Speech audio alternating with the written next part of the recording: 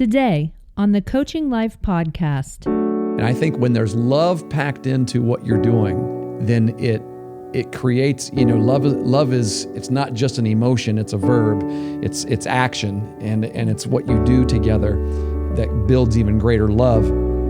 But it is emotional, as you can tell, and it can become emotional because it creates a bond between two people, and sometimes an entire team of people that it just can't be broken. And so when you come along times in the path of life where it doesn't break, but it separates, like when you're done playing the game, senior night is a reminder of a separation. I'm no longer going to be a player of this game. I love this game, and I'm being forced to separate myself from it. Yeah. And I think when you have a father-son relationship, a mother-son, mother-daughter, father-daughter relationship, whenever your child reaches that point of finality where they're no longer going to be a player, you love them so much, and you love the game so much, and you love the experiences that this game brought you two together over the course of several years so much that it is heartbreaking.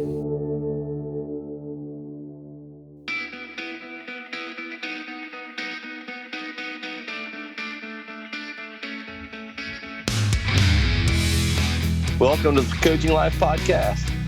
My name is Pat Martin. I'm joined here with my friend, Coach Chris Stewart. Coach, we made our way back into the studio today. Finally, we're back. We are back, and I've actually had a couple of people in the last few days ask, hey, are you guys going to record another podcast? I had someone get a little sarcastic with me saying, I used to have this podcast that I loved listening to about every week, and then it became every other week. And now it seems like it's been 3 weeks since I've heard one. And I said you've really been keeping that up that much. Good deal. That's good. That's good to hear for that. Yeah, it is. For people out there wondering, it's a very challenging time, I think, right now for the Coaching Life podcast, because, we've got so much going on. Mm-hmm. You're in the thick of a. We beg for your grace. Yeah, and we exactly. just hope that when we do finally get an opportunity like today to sit down and record for an hour or so, it's worth your while. It actually hopefully is going to be very beneficial to you and beneficial to us as always. As you know, that when you sit down and have a conversation about coaching or teaching or parenting or life in general, that it actually spurs you on to be a better person as well, a better coach, a better father, a better player. And if you're still playing the game, where you and I aren't, but so I want to leave that to somebody else. So we're not playing at a high level, are we? That's right. By any means. Yeah. I would say this to people out there that want to hear us. Hey, send us a topic, because I think that's one of the difficult things that we're running into. And it's not that we don't have the topics; it's that as the topics come and go, our mindset is on other things, and we don't think about documenting. It's almost like it's almost like we have too many topics at times, and we'll say we should talk about this. We have more topics than we have time to sit down and record, and so maybe we just need to constantly do remote quick conversations and turn those into mini podcasts. I don't know. Maybe we need to rethink our format a little bit. Well, I think things are changing. Things are going to be changing soon. Maybe as we get into the fall, we'll be able to get into the studio together again on a consistent basis. And I think so. It'll be easier to schedule, be easier to prepare. So hopefully that's the thing. But yeah, we're both really busy. And my kids are both playing baseball. You're coaching, the Eastern Eagles. Your son Brock is playing for Alderson Broaddus, and they're in the thick of a. Do they have a shot of winning the Mountain East Like, Well, could they jump to one? You have to first get in the conference championships, the tournament, and they are currently sitting at third place. They're 2 games ahead of the 4th place team, which is the team that they play this weekend for their final series. And so they win this series, they're in, because the Mountain East Conference takes the top 3 teams from the North and the South. There are, I believe, 8 teams in the North and the South divisions, and only the top 3 go to the conference championships, which is at Linda K. Epling Stadium in West Virginia. And right now, Little Sombratas is number 3 in the North, and so they win this weekend. They're in, and we'll get another week of baseball for our son Brock. And if they do not win the series this weekend, then this weekend is it. Yeah. So they don't get anything for finishing first in the standings. They're just playing to get into the conference tournament. Right. You still have to win the conference. Yeah. You still have to win that tournament to go to the regional and then the World Series. Gotcha. So yeah. So I just say that we've got some things going on, but I had a revelation this weekend, Coach. We were in Hurricane, West Virginia, playing in a 10U baseball tournament. It didn't go as well as we wanted it to. We're playing some pretty stiff competition, but the Baseline Blaze 10U team headed to Hurricane, and we were playing baseball, and I'm the business manager for the Baseline Blaze. We may have talked about that before, which some of my duties also include running Game Changer.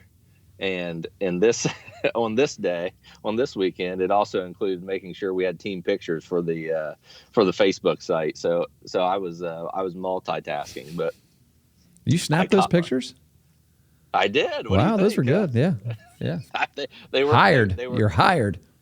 They were nowhere near the quality of our previous Turnos pictures, which were taken by one of our players' mothers, and I think she has a much better camera than me, and she's much more talented than I am in capturing good action shots. Delegation, there, business manager. Delegate. I hear you. Well, sometimes they just don't work out. So, but I was taking these pictures, and I started to film my son on second base, and the idea was that I wanted to. My mom and dad weren't there that day. They were with my older son Jake playing baseball in Athens. But I wanted to take some pictures, take some film, so that they could here's what Jeremiah was doing. Just so they could see, so they didn't feel like they missed so much. And something hit me as I was filming this. And I don't want to. The thought was there, but I don't want to ruin the story, because later in the day I went out. I was moving around the field taking these pictures, and later in the day I went back out in center field, which is where my wife Chassie and I set up home camp, and we were sitting there, and I was doing Game Changer, and it was late in the second game. We were down, and they had moved Maya to center field, and I said, "Hey, film him." Has he ever played outfield before, center field? Yeah. He's played outfield. Yeah, sure. So he's familiar with it. Yeah. And I said, film him. And, she said, "You want me to film him now?" And I was like, "Yeah, go ahead and film him." She said, "Well, what if a ball wasn't hit to him?" And I said, "It doesn't matter." I said, "I just want you to film him." Yeah, good call. Before the pitch. And what my revelation is that as I was sitting there watching him move pre-pitch and taking his steps and taking his hop and getting ready, and these two videos that I'm talking about, I'm not even sure a ball never came into the scene, and it never came into the picture, so he wasn't really part of the action. But in this moment, but he was still involved in the action. He was involved, definitely. But yes, good point. That's a whole nother podcast, isn't it? Yeah. As I was watching him, I was just filled with it's not joy, but it's happiness. It's a deep form of happiness, in the understanding of how much fun it is and what a blessing it is to be able to watch my kids play, baseball, play sports. And there's a challenging aspect to that. And it's the fact that I think it's something that,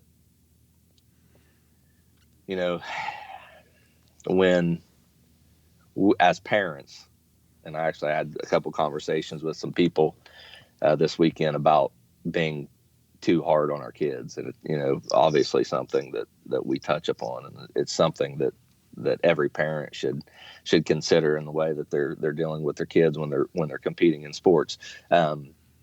I think it's something that we don't recognize. And what I mean is that one thing is, at some point, we're going to watch our kids play their last quarter or their last inning. And it's odd because I know that you brought this up coming into this weekend, because it's possible, although we know it's not going to happen, because we're confident that this won't be Brock's last inning or final inning of baseball. He's going to go on and play in that tournament. But you brought it up as something that you're bracing for, and it was ironic, coincidental that I kind of had that same revelation, and when I had it, I was so at peace with the results and with their performance and with their level of talent. And in that moment, I just wanted to see them play. Yeah.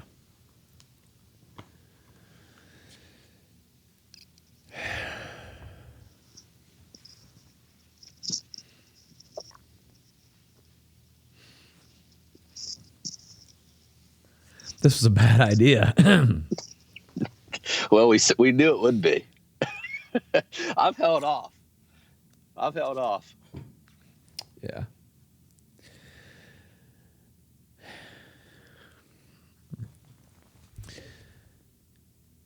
We had our senior night last week with the Eastern High School team, graduating 9 seniors.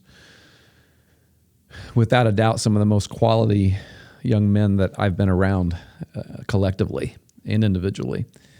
And I don't know if they listen to this podcast, but if you are listening and you're one of my players, I want you to know that I mean that from the bottom of my heart. You have really enriched my life coming back into coaching by being around you. And I think that your character has set a really high standard for the upcoming classes, and I'm extremely grateful for that as a brand new coach, as someone who came in and was embraced by a class of people literally days before the season began. We've had ups and had downs. I mean, quite frankly, we're not playing really great ball right now. Winning some games, losing some games, but we're going to get it turned around here this week. And the way to turn it around, I believe, is just what you mentioned, is recognizing the most important aspect of the game, and that is love. And we talked about that last night post game conversation. We said, it's one thing to have a lot of talent and ability and athleticism, but that needs to be combined with love. And what I mean by that is love for the game. And some people's love for the game is going to be at a higher level than others.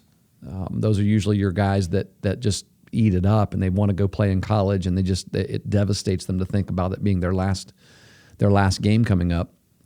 And other guys may not love the game as much, but they love being out there, and they love their friends, they love their teammates. And I said, so if your love for the game itself isn't isn't where some of the other guys are, or isn't where my love for the game is. I told him, I said, I understand. Sometimes I love this game so much that I can't wait to get off work and get down there as quick as possible. And sometimes I'll just sit in the dugout and flip a baseball in my fingers, just sit there smelling the grass and smelling the, and I know I'm weird like that. And some guys, some kids are weird like that. They love the game that much, but some guys may not, and that's okay. But you're here and you're playing. And so play it for your teammates, for the love what you do and love who you do it with.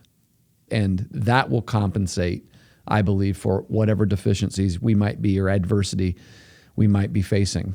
And so I believe in our guys because we have such a great senior class.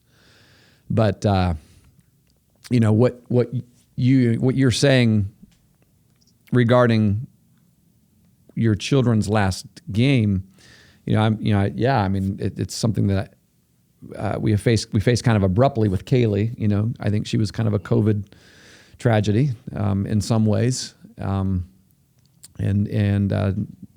her playing days were shortened. Her first year of college softball was shortened due to the COVID pandemic, and then along the way she decided that she was ready to be finished playing, and that was fine. It was her decision, and April and I are absolutely fine with that. And then some people get to choose when you're done, and others the game chooses for you. And here in the next few weeks, it's days. Who knows? The game's going to decide for Brock as well. In terms of his playing days. Right. One thing I will say is he's got the opportunity to, just like I did, but at a much higher level than I started out in, to actually go right into coaching. He's been offered a coaching position there at Alderson Broaddus, and as well as a strength trainer job that he's got there in Clarksburg already lined up, getting married this summer. He's starting in a much better place than in terms of answering questions than a lot of people start right out of college. And so we're extremely proud of him. But man, there's something about this game. It does something to you, and it did something to me 4 years ago, because I experienced this 4 years ago, knowing that he was going to continue to play. But there's something special about high school ball as well, and if we do have high school players that are listening to our podcast, or parents of high schoolers who are listening, you're getting into those days right now where it's going to be your last, possibly. And, I knew it would hit me then as both a coach and a dad, but I didn't know how hard it would hit me until it actually came. And I wrote about it actually in Building Champions. I put it as the epilogue, the very last few pages of the book. And actually, would you mind if I read that? I think it's relevant here. I'll just read that. This is the epilogue, and I titled it, "Don't Blink, Coach Dad." I was a coach before I was a dad. By the time we had our firstborn, I had been coaching baseball for 5 years. From the time I had stopped playing, I started coaching. I immediately fell in love with coaching, and I felt like it was part of my calling in this world, something I would probably continue doing for as long as I could. And perhaps one day I would get the opportunity to coach my own children if they loved the game and wanted to play. We assumed that they would, but my wife and I committed to never force sports onto them. Well, after our son was born, he indeed loved playing ball. It seemed like that was all that we did during his childhood. And then a couple years later, we brought into this world a little girl, and she started picking up the bats and the balls and playing right beside her older brother.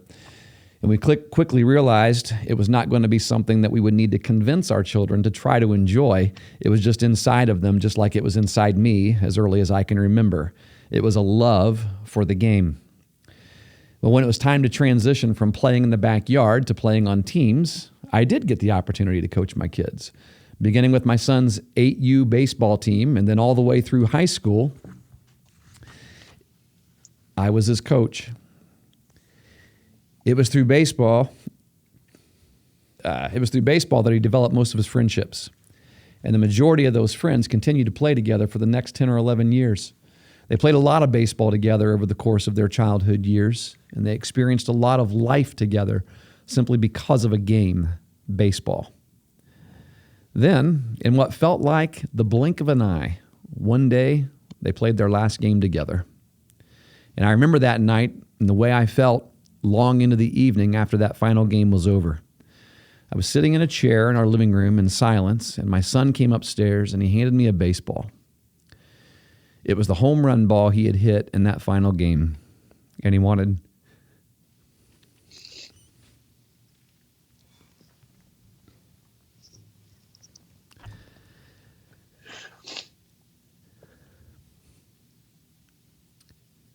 me to have it. And on the ball,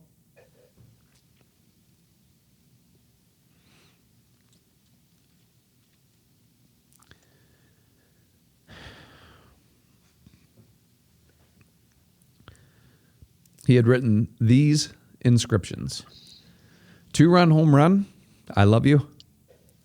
Last game as a Bulldog.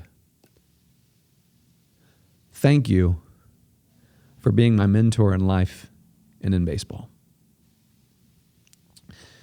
Well, in my mind, as I sat in the chair just before he handed me the baseball, in my mind, I was back in the yard and he was 5 years old.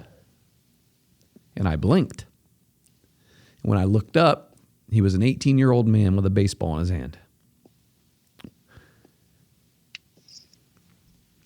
My boy. It's not easy being a coach's kid. The spotlight, or the crosshairs rather, is on you at all times. Inevitably, there are times when people feel disgruntlement toward the coach dad, and for some reason, they subsequently project those feelings onto the player son, either directly and openly or indirectly and privately. And even at home, the pressure and stress that coach dad feels is sometimes difficult to suppress, which means player son feels and takes on those burdens as well. The game becomes a completely different experience for that kid simply because he's the coach's kid. And the experience is not always a pleasant one. I love all of my players just like sons, but every father admittedly loves his own son a little differently, which then creates a very difficult dynamic to navigate in practices, games, and team activities. Well, a friend of mine who also coached his own son in high school once told me, Chris, if you end up coaching your own son one day, you just hope that he's either A, head and shoulders more talented than the other players, and then there's no question about his playing time because he's obviously going to be a draft pick someday, or B, really terrible and unskilled to the point to where he's just happy to be on the team and everyone, including him, knows that there's no expectation of ever getting into the game. Well, if your son is in one of those two categories, it's fairly easy to coach your son. However, most coaches' kids are in category C, good player, but has to work hard like everyone else to compete for a spot. Well, this is the toughest situation for a coach's child because no matter what he does, it will not be good enough in many people's minds. And if he earns a starting spot on the team, it will obviously be, in many people's minds, due to being favored because he is the coach's kid. This is the category most coaches' kids fall under. It's where my son was. He worked his butt off. And at times when he started to relax a little bit, I'd remind him that he needed to give a little bit more than everybody else. That probably wasn't fair to him, but I hope it's something he'll look back on and appreciate. Even more, something he will learn from and reflect on as he one day raises his own family. As an adult man, before I had children, I can't remember a single time when I cried openly with tears. I had emotions, but I was never an emotional person. Things didn't touch me or move me emotionally in the way that they began to after children were brought into the picture. It was a weird feeling for this macho guy. I remember standing above the baby cribs of both of my children and not being able to control the flood that filled my eyes. I knew in those moments that things for me would never be the same again. I remember praying that they would always love Jesus, and I still do pray that prayer. And when I stood over my toddler son's bed at night while he slept, I prayed that I would be the kind of mentor and role model that he would need in life, and that I would have the opportunity to one day be his coach. It happened. And then it was over. In a blink, it seems. I have a lot of baseballs. Over the years, I collected balls that I hit over the fence as a little leaguer, game balls from big wins I pitched in high school and in college, game balls from big wins in coaching, signed balls from players and teams that I've coached, league championship balls, district championship balls, balls that are autographed by pros like Cal Ripken Jr. I have a lot of baseball sitting around my house and office. None of those compare to the one ball that was handed to me in my living room late one evening after my son's and my final game together. This one ball tells a big story. It tells the story of this entire book, and it reveals the answers to prayers that I prayed while standing over a baby crib many years ago. And on it is the signature of my favorite baseball player in all the world.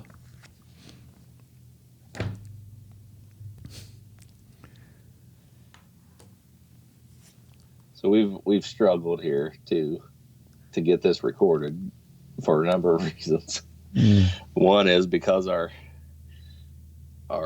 application gave us some fits, and we've kind of had to replicate this conversation a couple times. But I wanted to. It was a good test because the first time that we were recording, Coach, I said something about when on Amazon, your book Building Champions is for sale on Amazon, and after you read it or before, you can send it, whenever you can give reviews for the books. And I left a review for your book after I read it, which I read it in a day, by the way. I don't know if you knew that, but I zipped through that thing in a day's time. I just sat down and I didn't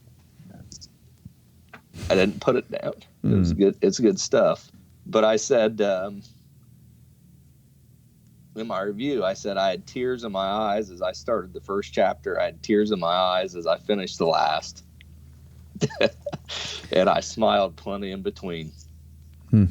And that's the third time you read that passage there. Yeah. And every single time you read it, I have tears in my eyes. And I pretty much, this recording that we've done is I don't know where we're at right now. It's going to be about an hour, but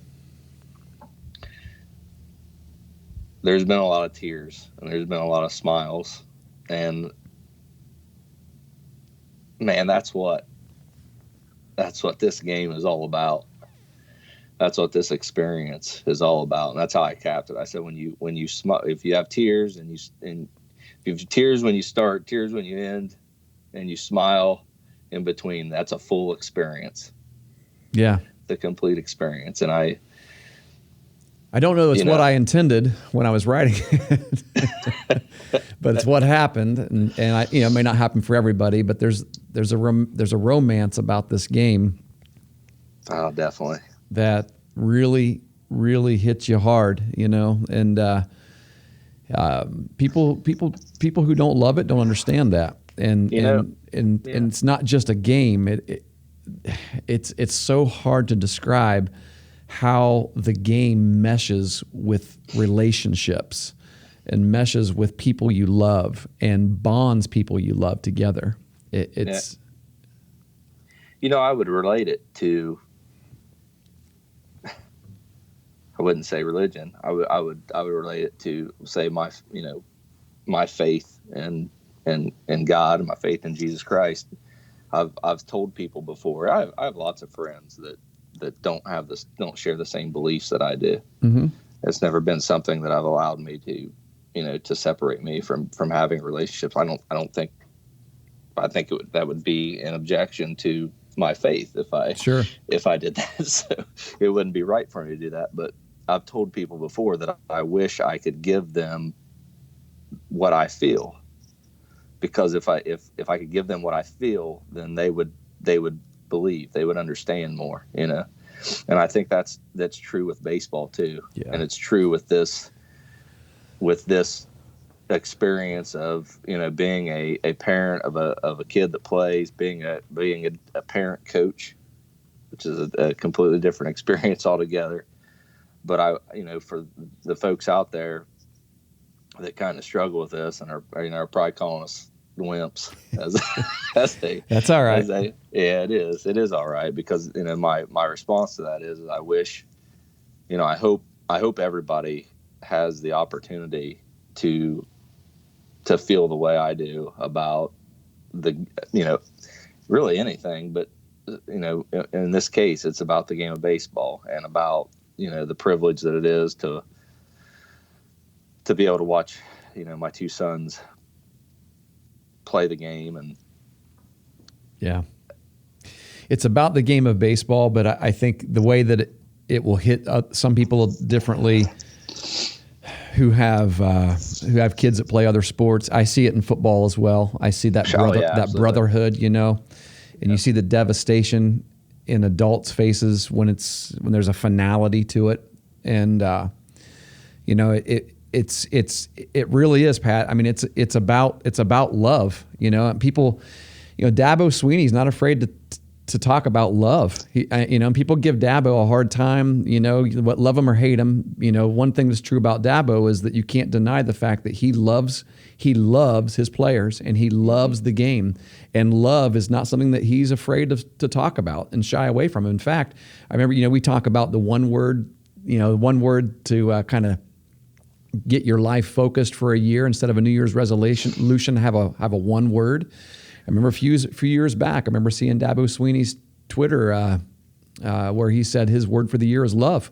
And that was the word that encompassed everything about how he coached the game.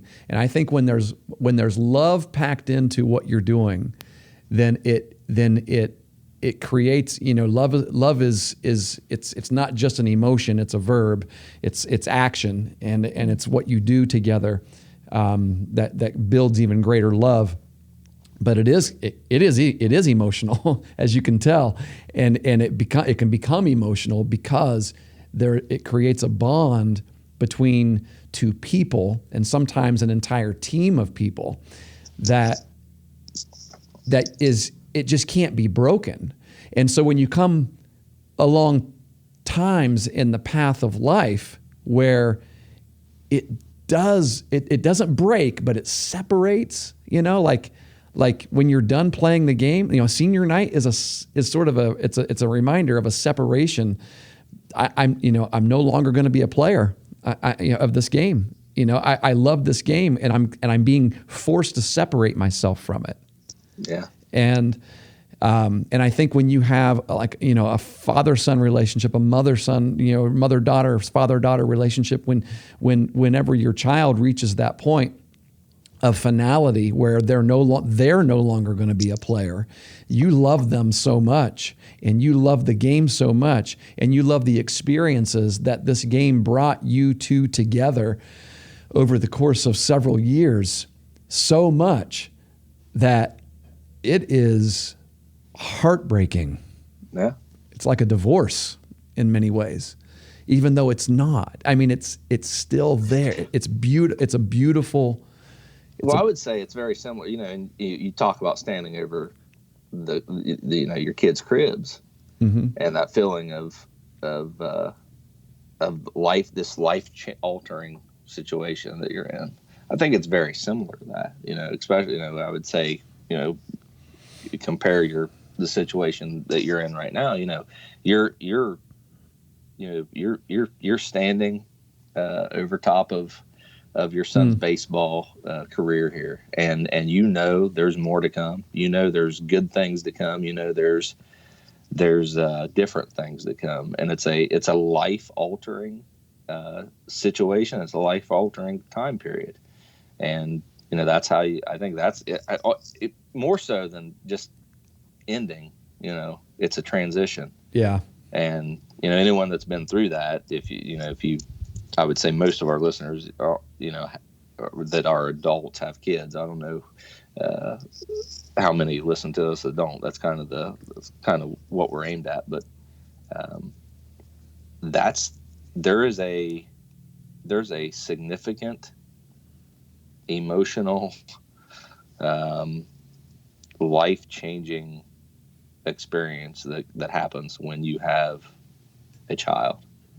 And it's unexplainable, really. I don't know that I could explain it all. I think the story of Michael Jordan hitting his lip on the rim sums it up, where he said I've never had anything that hurt so bad but felt so good. That's what I've kind of always used to describe parenthood. But you opened the podcast, talking about your Eastern Eagles baseball team, your seniors. Yeah. And I feel that too. You know, I'm a baseball coach. Like I tell everybody that I'm a baseball coach. I'm not a basketball coach. I'm not a track coach. Coach, you know, I'm a baseball coach. That's who I am. That's how I see myself. That's how I relate. But the fact is, I've coached basketball, and you know, this year I've coached track, and I've developed a relationship and a bond with these athletes. And you know, for this past basketball season, it was when the season was over, that team, that group of kids were very, very special to me. Are moving on, you know, and it kind of mimics this feeling of what we're talking about here. But the point that I'm trying to make, and as I'm rambling here, is that exact point that you said. It's about love. It's about relationships. And that's where I think coaches that, you know, solely focus on the X's and O's, solely focus on the mechanics and things like that, are missing the boat. They're leaving a whole lot of opportunity, a whole lot of impact that they can have, and a whole lot of enjoyment. They're leaving it out. Yeah. What is going to be the lasting part of this experience, which is the memories that you have. You know, when you look back and you tell stories about your playing days, it's rarely stories about X's and O's. Yes. and numbers. Those things are important. Trust me, they're really important. I spent all morning today looking at numbers and trying to figure some things out of how we can get better. But I won't be thinking about when I look back at this team. You know, the first team I coached at Eastern High School. I'm not going to remember any of those numbers. I'm going to remember these faces and these kids and where they go from here, what they become. I'll tell you one thing you'll remember definitely, because I'll remember it, about the Eastern Eagles 2021 baseball team, and that's Blake Newland. Yeah. You know, played two games and then broke his ankle. But walking out to second base in that last game. Yeah. You know, and that on senior night. Yeah, hopping out there. Yeah, exactly. And you know, that's something we have to consider too. Like you said, sometimes it's not our choice. Sometimes our final inning comes through circumstance. Yeah. And that's why, Coach. That's why the love of the game is important. That's how you have to approach it every time, every chance you go. You know, you have to go out and to play it, or to coach it, or to watch it. Right? Yeah. Or to watch it. For those who go ahead there.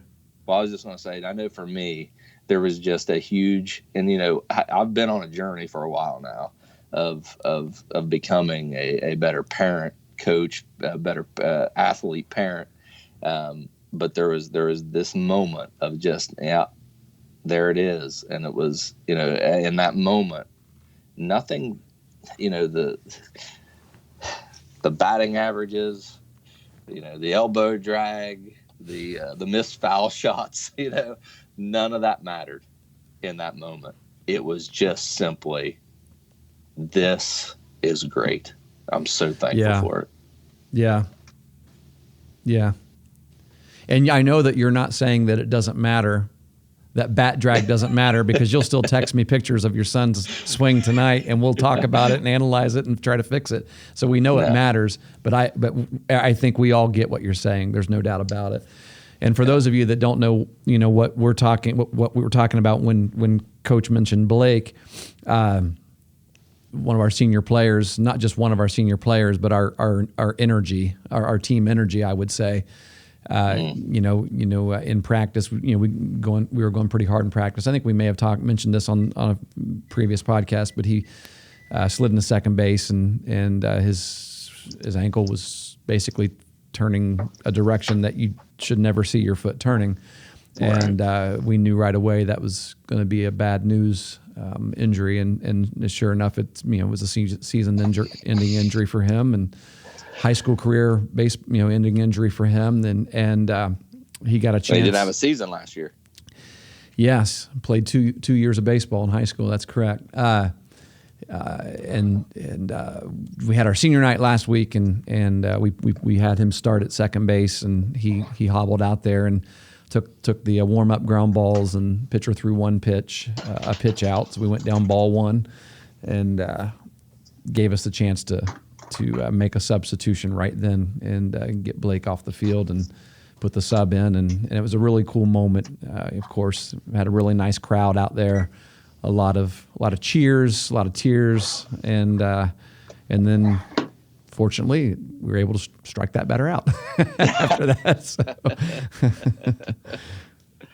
Yeah, it was good stuff. One of 18, I should say, that Matty had. It's those kinds of things. I think when you have a love for coaching and the game, and when you see those things, it does drive a lot of emotion. Because even in that, that's a microcosm right there, Pat. That event is a microcosm of what we're talking about. Because even when that was mentioned, I texted with my coaches that morning, and I said, I want to do something special for Blake. Here's a few options, and I said, give me your thoughts. And of course, it was unanimous. Everybody's like, yeah, we need to do this, but in the back of your mind, you're thinking, you know what? This is a league game. You know what? That first batter, he's tough. You don't ever want to go down 1-0, right? And you start thinking about, right, the coaching aspect of it, the actual X's and O's aspect of it, and it comes into play. But the part that won over in our minds, and I'm glad for it, was the longer term impact part. The thing that Blake will never forget. The thing that like you said, you'll never forget it. Yeah. We'll forget about the fact that we struck that first batter out. Yeah, I didn't even know, right? So yeah, there you go. Actually, I did. I could have put that together, but that definitely wasn't the focal point for me. Right. Right.